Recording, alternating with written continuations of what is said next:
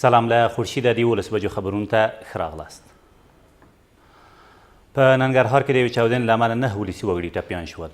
دغه پیښه نن سهار نږدې 10 بجې د چپرهار ولسوالۍ په میله ځای کې د ځای پر ځای شوي ماین د چاودنې له امله رامنځته شوې ده.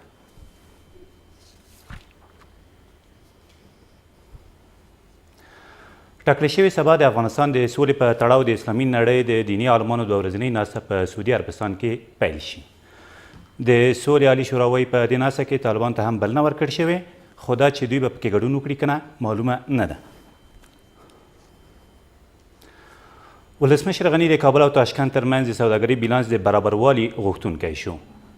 ښاغلي غني تېره ورځ د ازبکستان د بهرنیو چارو د وزیر عبدالعزیز کاملوف په مشرۍ له ویپلاوي سره په کتنه کې ټینګار وکړ چې د دواړو هیوادونو ترمنځ سوداګري باید دوه اړخیزه وي او د افغانستان اړوند ادارو ته یې لارښوونه وکړه چې د هغو افغاني صادراتو توکو ته لومړاړ برابر کړي چې ازبکستان ته به صادریږي. په ورته وخت کې د ملي یووالي حکومت اجرایي رئیس د ازبکستان د بهرنیو چارو له وزیر سره په کتنه کې وویل د کابل او تاشکند ترمنځ د اړیکو نوی څپرکی پرانستل شوی دی. د ازبکستان د بهرنیو چارو وزیر عبدالعزیز کاملوف په دې کتنه کې چې تېره ورځ په سپیدار ماڼۍ کې ترسره شوه وویل هیواد یې چمتو دی په افغانستان کې د سولې ټینګښت په برخه کې اغیزمن او فعال رول ولوبوي. له دې سره سم د هیواد د ملي امنیت سلاکار د ازبکستان د بهرنیو چارو وزیر په مشرۍ له لوړپوړي پلاوي سره په کتنه کې د افغانستان د سولې ثبات او اقتصاد ښه والي په برخو کې د تاشکند له همکاریو او نوښتونو مننه وکړه. محمد حنیف اتمر په دې کتنه کې زیاته کړه چې د افغانستان د کړکېچ لپاره د سوله ییزو حل لارو موندلو په موخه د ازبکستان همکاري خورا اهمیت لري او په دې برخه کې د تاشکند د ونډې د پراختیا غوښتنه وکړه.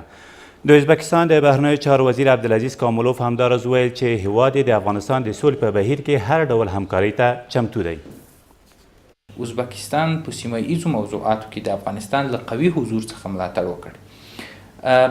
افغان لوري د افغانستان او سیمې د ثبات او اړیکو د پراختیا په برخه کې د ازبکستان له هدفمندو هڅو قدرداني وکړه او په دې برخه کې د نوموړي هیواد رول له زیاتېدو څخه ملاتړ وکړ.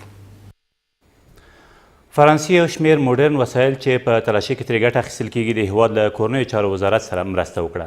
دغه وسایل چې په بدني تلاشۍ کې ورڅخه ګټه اخیستل کېږي تېره ورځ په کابل کې د فرانسې د سفیر فرانسوا ریشیا له لوري کورنیو چارو وزیر ته وسپارل شول. کورنیو چارو وزیر په افغانستان کې د فرانسې له دوامداره همکاریو د مننې ترڅنګ د پولیسو د روزنې په برخو کې د دغه هیواد د مرستو دوام هم ارزښتمند وباله. دا تر دې مهاله وروستي خبرونه، تر بیا مو الله مل.